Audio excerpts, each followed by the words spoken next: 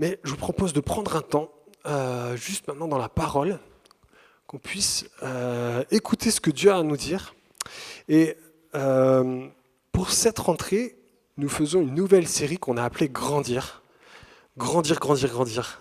Les 3 facettes de la foi. Comment grandir sur les 3 facettes de la foi ? On démarre cette série jusqu'à décembre. On va étudier ça aussi dans nos groupes de maison. Mais voilà, c'est une réflexion sur comment faire grandir notre foi. Et on peut dire qu'il y a 3 facettes de la foi. La première, c'est la connaissance. Donc on va apprendre à connaître Dieu. La première, c'est la connaissance. Le deuxième, c'est le cœur. Et le troisième, c'est le comportement. On pourrait dire que c'est les 3 C. Les 3 C, de grandir dans les 3 C. Pour aujourd'hui, on va regarder le premier C, la connaissance. Grandir dans la connaissance de Dieu. Ici, il est question de notre cerveau. Comment on nourrit notre cerveau et comment on apprend des choses sur Dieu. Et pour commencer, j'aimerais vous poser cette question. En quoi avez-vous le plus confiance ? En qui et en quoi avez-vous confiance ? Certains disent aujourd'hui on vit dans une société en crise de confiance. On n'a plus confiance en grand-chose. Peut-être on a confiance encore dans les médecins, et encore, depuis le Covid, on remet ça en question. Vous avez peut-être confiance dans votre époux, dans votre épouse, dans vos parents. Mais la confiance, elle n'est pas facile à faire grandir et à trouver un objet de confiance. Et surtout, est-ce qu'on trouve quelque chose de solide dans notre confiance ? Quand j'étais au Népal, avec toute une équipe, on est allé en Népal en avion, et on avait notamment un tout petit avion qu'on ne pouvait pas réserver par Internet. Il fallait appeler en népalais, donc nous c'était mort. Donc on a demandé à un Népalais de commander un avion pour nous, et le petit avion de 12 places est arrivé sur la piste d'atterrissage, vous le voyez derrière, et je vous avoue qu'on n'était pas très rassurés. On n'était pas très rassurés. Et quand ta vie est en jeu, c'est dur de faire confiance. C'est dur de faire confiance parce que, des fois, tu aimerais avoir un peu plus d'avis. Vous savez, comme dans les restaurants. Je ne sais pas si vous faites aussi ça, mais quand vous allez dans un nouveau restaurant, c'est toujours bien de regarder les étoiles, les commentaires, pour voir si on peut faire vraiment confiance à ce restaurant. Et finalement, la confiance qu'on a, c'est avec l'expérience qu'on peut la développer. C'est avec les avis des autres, c'est avec le passé qu'on arrive à construire la confiance. Un ami me disait vraiment que lui, il fallait se focaliser sur les statistiques, finalement, parce que au moins, on limite les risques. Mais parfois, c'est pas facile de mettre des statistiques dans toutes les choses dans lesquelles on fait confiance. Dans le couple, c'est compliqué de mettre sa foi, sa confiance dans des statistiques, dans des relations, dans la vie, peut-être dans notre relation avec Dieu. Et c'est là que c'est pas évident, parce que quand on passe des difficultés, c'est souvent là que vraiment notre confiance est ébranlée. Et donc on va essayer de travailler sur ça, et on va voir en quoi les Écritures, la Bible, nous permet de grandir en confiance avec Dieu. Et on va voir ça notamment dans 2 Timothée 3, du verset 14 à 17. Alors ceux qui ont une Bible, vous pouvez prendre vos Bibles, mais je vais aussi afficher le texte. Et dans ce livre, c'est l'apôtre Paul qui écrit à Timothée. Et elle est hyper intéressante, cette lettre, parce que Paul, c'est une de ses dernières lettres qu'il écrit à Timothée. Paul, c'était ce gars à gauche. J'ai retrouvé un selfie, vous avez vu ? Le gars à gauche, c'est Paul. L'apôtre Paul, c'est un gars qui persécutait les chrétiens. Et donc, il était vraiment contre les chrétiens jusqu'à un jour où Jésus vient le toucher, il se révèle à lui, et il devient chrétien. Et ensuite, Paul annonce l'évangile avec courage. Il démarre des églises, et notamment, il rencontre Timothée, ce jeune que vous voyez à droite, et il l'encourage. Des fois, il l'emmène avec lui dans ses voyages. Et il va vraiment l'encourager. Et c'est trop intéressant parce que là, dans la lettre qu'il écrit, c'est sans doute la dernière lettre qu'il écrit à Timothée. Paul, en fait, a tellement de courage. Il parle de Jésus jusqu'à être persécuté lui-même et être en prison. Et quand il écrit cette lettre, il va dire à Timothée, je crois que c'est la dernière fois que je te parle. Et donc c'est un peu comme un testament. Et il va dire, maintenant, Timothée, garde courage. Et il va donner vraiment des conseils pour nous, quand même on passe des difficultés. Il y a une authenticité dans cette lettre qui est incroyable. Vous allez voir, elle est vraiment encourageante. Et Paul va encourager Timothée, notamment dans sa foi. Et on va voir, il va aborder notamment le premier C de la foi. Le premier C qui est la connaissance. Vous allez voir. On va lire ensemble. Donc 2 Timothée 3, 14 à 17. Quant à toi, tiens ferme dans ce que tu as appris et reconnu comme certain, sachant de qui tu l'as appris. Depuis ton enfance, tu connais les saintes écritures qui peuvent te rendre sage en vue du salut par la foi en Jésus-Christ. Toute écriture est inspirée de Dieu et utile pour enseigner, pour convaincre, pour corriger, pour instruire dans la justice, afin que l'homme de Dieu soit formé et équipé pour toute œuvre bonne. Voilà, on voit dans ce passage que Paul parle à Timothée et il lui dit de tenir ferme dans sa foi et notamment dans les Écritures. En fait, Timothée, c'était un jeune qui avait grandi dans une famille, notamment avec une maman chrétienne, même une grand-mère chrétienne. Il a baigné dedans. Il connaît des choses sur Dieu, mais il y a une différence entre connaître des choses sur Dieu et connaître Dieu réellement.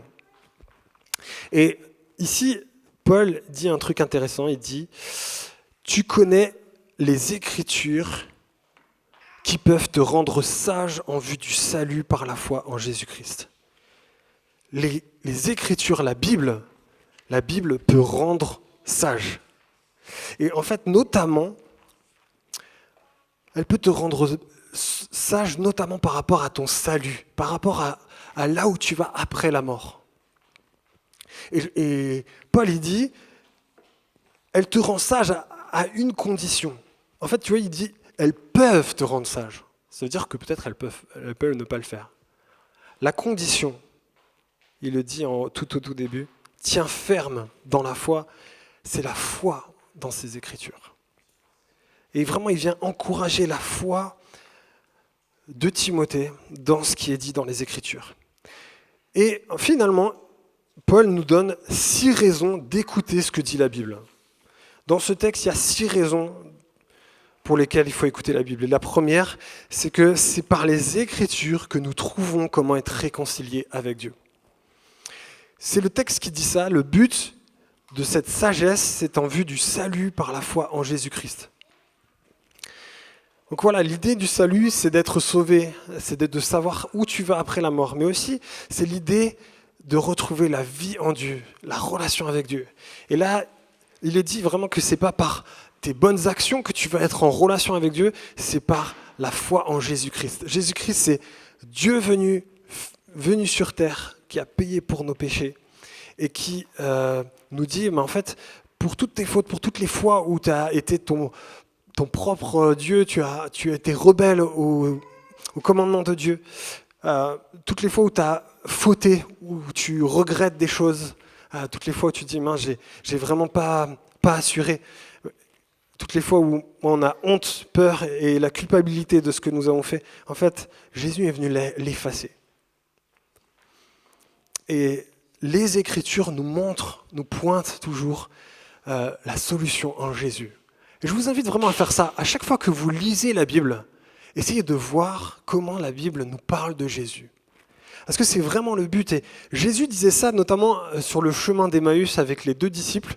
Quand Jésus a été crucifié, puis ils n'avaient pas encore compris que Jésus allait ressusciter. Ces 2 disciples étaient perdus. Et Jésus leur a dit, je vais vous expliquer comment les Écritures parlent de moi. Et c'est intéressant parce que toute la Bible, en fait, pointe vers Jésus. C'est la clé de lecture pour comprendre la Bible. Si jamais vous ne comprenez pas certains passages de l'Ancien Testament ou même du Nouveau Testament, ayez ça en tête. Comment cette histoire qui est là me parle de Jésus? Et c'est vraiment ce que Paul dit encore à Timothée ici, c'est que toute la Bible t'amènera vers Jésus. à comprendre qui est Jésus. Et c'est la première chose. Elle nous amène à comprendre qui est Jésus et par quoi nous pouvons être sauvés. Voilà, le deuxième point, la deuxième raison de lire la parole, d'étudier la parole, c'est que c'est par les Écritures que Dieu nous parle. Le texte dit ici, toute Écriture est inspirée de Dieu. Et c'est intéressant, il dit que c'est les écrits qui est inspiré de Dieu, ce n'est pas les paroles. Donc en disant ça, la Bible nous dit vraiment que la Bible est vraiment l'outil de Dieu pour nous parler. Et c'est des écrits. Dieu a choisi les écrits pour nous parler. Bien sûr, Jésus n'a pas écrit de son vivant, mais il avait prévu que les disciples allaient écrire. Et il avait prévu que sa parole, à lui, allait se regrouper, être canonisée en ce livre qui est la Bible. Nous croyons, en tant que chrétiens protestants évangéliques, nous croyons vraiment que Dieu a conduit l'écriture de la Bible. Et c'est ce qui est écrit ici. Et il est dit que l'écriture est inspirée de Dieu. Inspirée, c'est le mot théopneustos en grec qui veut dire soufflé par Dieu. C'est comme si Dieu avait inspiré les auteurs.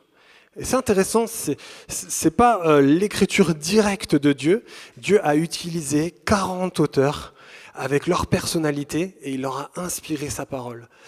Une preuve aussi que Dieu se rapproche de nous en utilisant notre culture, en utilisant notre personnalité. Et c'est un bel enseignement. Dieu veut utiliser notre personnalité comme on est, avec nos particularités, nos dons, et il se révèle. Et c'est vraiment ce qui est marqué ici, donc que Dieu parle. Et je vous invite vraiment, quand on lit la parole et quand on va lire dans les prochains groupes, on aime se poser cette question dans les groupes Home, qu'est-ce que Dieu est en train de me dire, moi personnellement? Et c'est vraiment important. C'est vraiment important. Dieu parle. Martin Luther disait que la Bible est vivante. Elle me parle, elle a des pieds, elle court après moi, et elle a des mains et elle me saisit. C'est vraiment une parole vivante. À nous de nous ouvrir aussi à elle. Parfois, on peut avoir un peu ce défaut de tout analyser l'écriture et d'essayer de philosopher sur l'écriture. Moi, je vous invite vraiment à vous dire, qu'est-ce que Dieu est en train de me dire? Qu'est-ce que tu es en train de me dire? La Bible est l'outil de Dieu pour nous parler. Et puis, on voit une troisième raison de lire la Bible, c'est que c'est par les Écritures que Dieu forme notre foi. Il est écrit, toute Écriture est inspirée de Dieu et utile pour enseigner et pour convaincre. Les textes de la Bible transforment notre cœur. C'est une parole vivante. Elle nous transforme parce que Dieu veut nous transformer. Il veut nous transformer à son image, qu'on puisse ressembler à son Fils Jésus. C'est ça un peu d'être chrétien. Chrétien, on pourrait dire que c'est comme être un petit Christ. C'est un surnom que des gens ont dit des disciples de Jésus. Ils sont comme Christ, c'est-à-dire qu'ils ressemblent à Christ.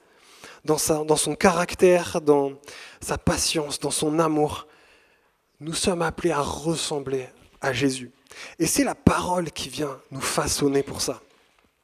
Elle est utile pour nous corriger.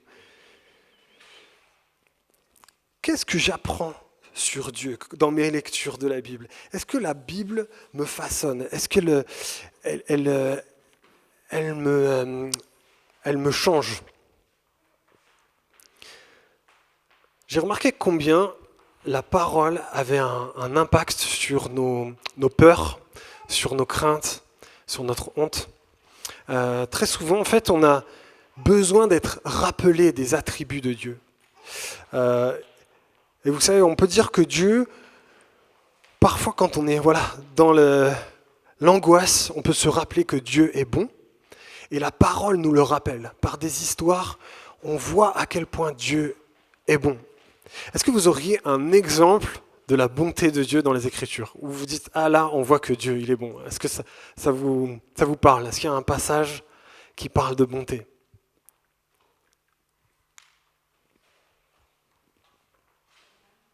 La manne, quand Dieu donne de la nourriture au peuple dans le désert, ouais. Yes. Est-ce que vous voyez comment Dieu est puissant dans la parole? Est-ce que vous avez des exemples de la puissance? Déluge, ouais. Les miracles, ouais, de Jésus, les miracles qui sont dedans, on voit la puissance. Jésus qui marche sur l'eau. Tous ces rappels-là nous montrent combien Dieu est puissant. Et comment on voit aussi que Dieu est glorieux, qu'il est digne d'être adoré, qu'il est un sujet de joie. Est-ce que vous avez des exemples dans vos mémoires?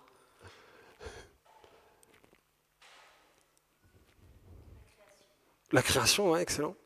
Ouais, quand on voit que c'est l'auteur, c'est le grand artiste de la création. Et on voit aussi qu'il est juste. On voit qu'il est juste. Il y a vraiment des passages où on voit que Dieu n'est pas juste un Dieu qui pardonne comme ça, mais il est juste. Notamment quand on regarde la croix. On voit que Dieu, il n'a pas juste pardonné comme ça, mais il a fait justice, il a pris sur lui les fautes. Vous voyez, plein de passages dans la parole nous montrent les attributs de Dieu. Et c'est ces attributs qui font grandir notre confiance en lui. Mais on a besoin, et Paul il dit à Timothée, tiens ferme, accroche-toi vraiment à la parole, parce que parfois on a tendance à douter, à oublier qui est Dieu. Et la parole vient affermir notre foi, parce qu'elle nous rappelle les attributs de Dieu et qui il est. La troisième raison pour laquelle l'écriture est importante, la Bible est importante, c'est parce que les écritures nous transforment, ça on l'a vu. Et le quatrième, c'est que c'est par les Écritures que Dieu nous aide à lutter contre le péché. Il est dit ici, le texte exactement nous dit que c'est pour instruire dans la justice. En fait, c'est intéressant, c'est pour nous dire qu'est-ce qui est bon. La parole nous instruit dans ce qui est bon, et tu vois, elle nous hésite à dévier de ce qui est bon.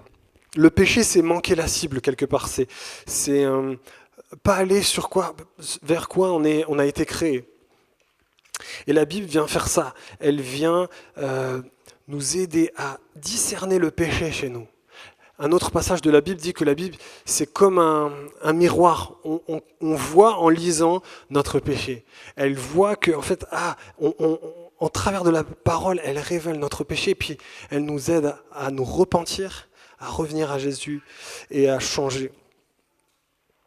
Elle nous montre le chemin, mais aussi elle nous montre qu'il ne faut pas prendre le mauvais chemin.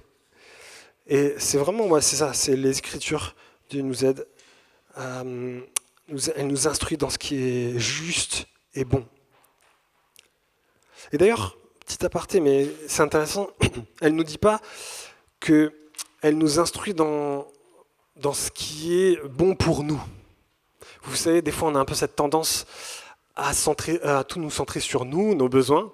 Mais ici, la vision de Dieu, c'est la bonté de manière globale. C'est pour ça qu'il est parlé de justice. Et peut-être que le chemin de justice, c'est un chemin de galère pour nous. Peut-être qu'il y a des choses difficiles qu'on doit faire. Peut-être des choses qui vont peut-être nous rendre tristes.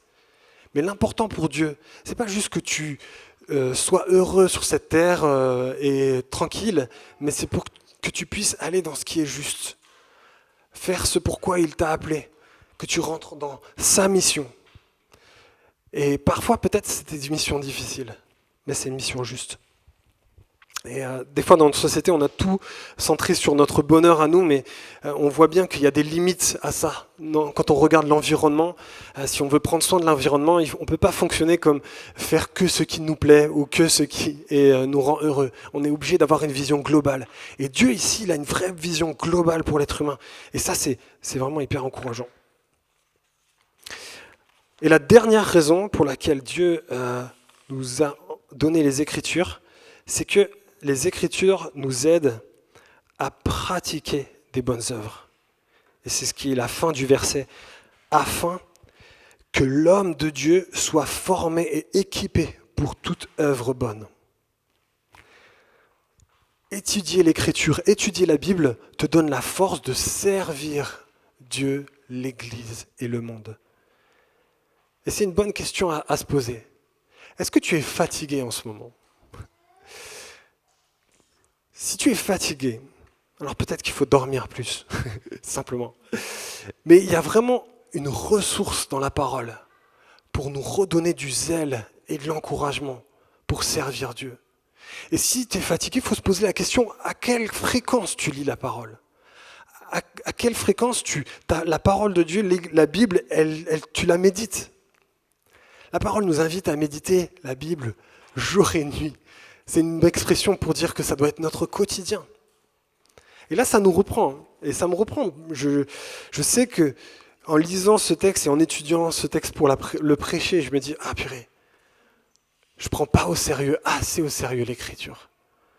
L'Écriture est là pour nous encourager, nous donner la force de servir. Est-ce que nous prenons au sérieux cette Bible ? À une période de l'année, une période de l'histoire du monde, il y a des gens qui mouraient pour avoir une Bible.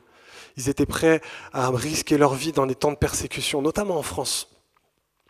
Et ça me touche, je me dis, waouh, est-ce que moi j'ai capté combien cette Bible est précieuse pour ma foi ? Et est-ce que ça se traduit dans mes priorités ? Est-ce que je prends du temps pour étudier la Bible ? Là, ce texte, Paul, il est au bord de la mort. Et il dit une chose à Timothée. Alors, il dit plein de choses. Mais cette chose-là est très forte à la fin de son écrit. Il dit, tiens ferme dans les Écritures. Tiens ferme dans les Écritures.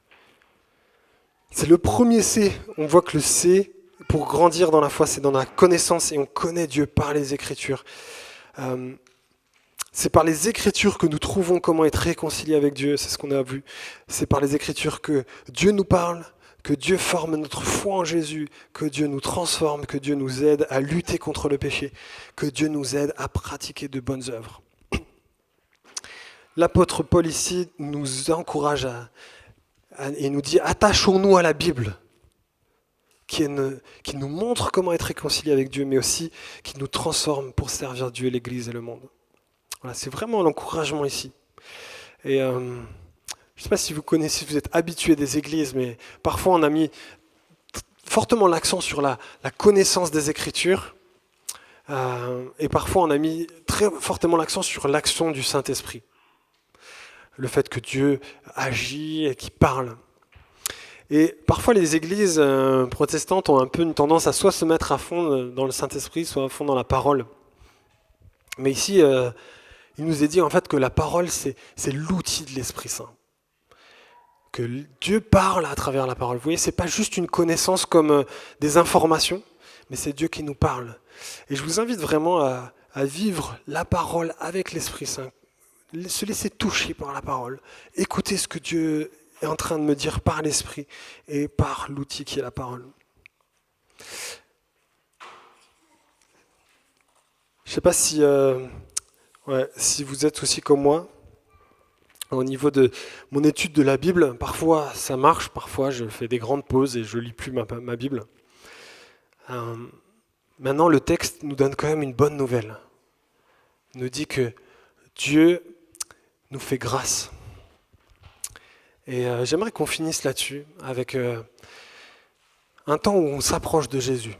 Peut-être que vous êtes là et vous vous dites aussi que souvent vous avez la flemme d'étudier la Bible et d'écouter sa parole. Mais Dieu est un Dieu de grâce qui veut nous sauver. Il n'a pas appelé des érudits de la parole, mais il a appelé des gens qui reconnaissent leur pauvreté spirituelle. C'est son premier grand discours, Jésus, quand il était sur le sermon sur la montagne. Il a dit « Heureux ceux qui se reconnaissent pauvres spirituellement ». Et je crois que c'est le chemin que nous devons prendre. En disant à Dieu, Dieu, j'ai besoin de ton aide. Je reconnais que toi, tu m'as donné la parole, mais moi, j'ai souvent la flemme de l'étudier.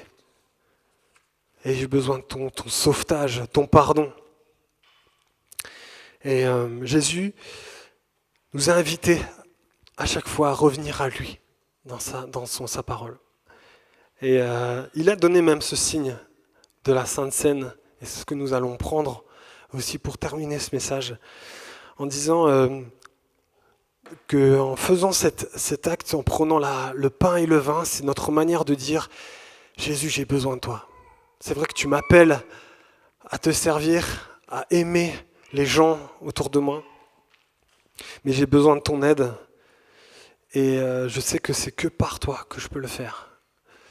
Et quand Jésus a expliqué à ses disciples autour de la table, il a dit, mais faites ceci en mémoire de moi, de ce que je vous ai proposé, je vous ai fait sur la croix, que je vais faire sur la croix. Je vais mourir sur la croix pour effacer toutes vos fautes, toutes les choses que vous avez manquées. Et si tu crois en ça, je t'invite vraiment à prendre ce moment de Sainte Seine en étant reconnaissant, en disant, Seigneur, j'ai besoin de ton sauvetage encore et j'ai besoin de toi pour te suivre et pour avoir cette relation avec toi. Et on vous propose quelque chose de nouveau si vous n'êtes pas encore disciple de Jésus. Si vous ne suivez pas Jésus, on vous propose aussi d'allumer une bougie symbolique. Cette symbolique, elle sera là-bas sur la table. C'est aussi pour dire à Dieu, Dieu éclaire-moi. J'ai besoin d'être éclairé aussi dans ma vie. Tu dis que ta parole est quelque chose qui est la vérité, qui éclaire. Eh bien, j'ai besoin que tu éclaires ma vie. Et voilà, si vous n'êtes pas encore chrétien ou vous êtes en chemin, je vous invite à juste faire ce rituel symbolique où c'est entre vous et Dieu. Comme ça n'a rien de magique, mais c'est vraiment une démarche pour aussi que vous puissiez vous approcher de Dieu et parler à Dieu par cette petite action de prière. Donc voilà, je vous propose de prendre ce temps, puis j'invite vraiment juste la louange à venir pour nous accompagner dans ce temps. Je vais prendre ce temps juste pour prier à Dieu et demander à Dieu de nous aider dans ce moment. Puis après la prière, on pourra venir prendre la Sainte Seine qui est derrière.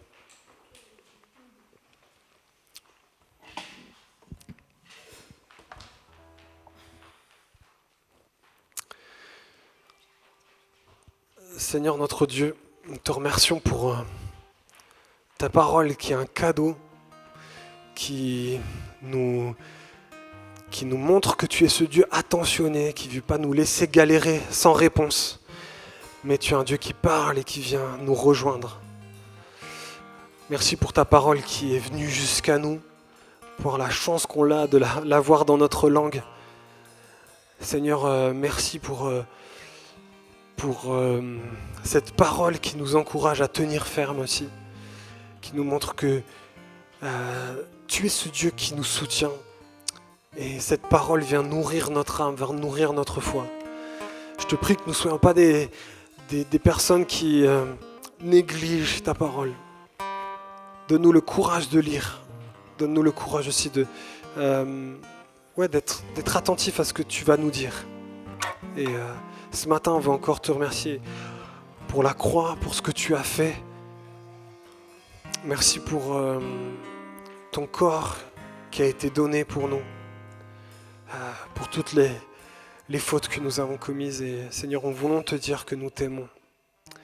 Merci parce que tu es ce Dieu qui a payé pour nous. Je te prie aussi, Seigneur, ce matin, pour ceux qui sont là, qui peut-être n'ont pas encore fait un pas vers toi, que tu leur donnes la force, Seigneur, de mettre leur foi en toi, Seigneur. C'est toi qui nous appelle. Et je crois que tu appelles chacun d'entre nous, qu'on soit ancien ou jeune, tu nous appelles. Et Seigneur, on veut vraiment te prier de bénir notre Église et que nous puissions être des chrétiens qui te cherchent. Dans le nom de Jésus. Amen.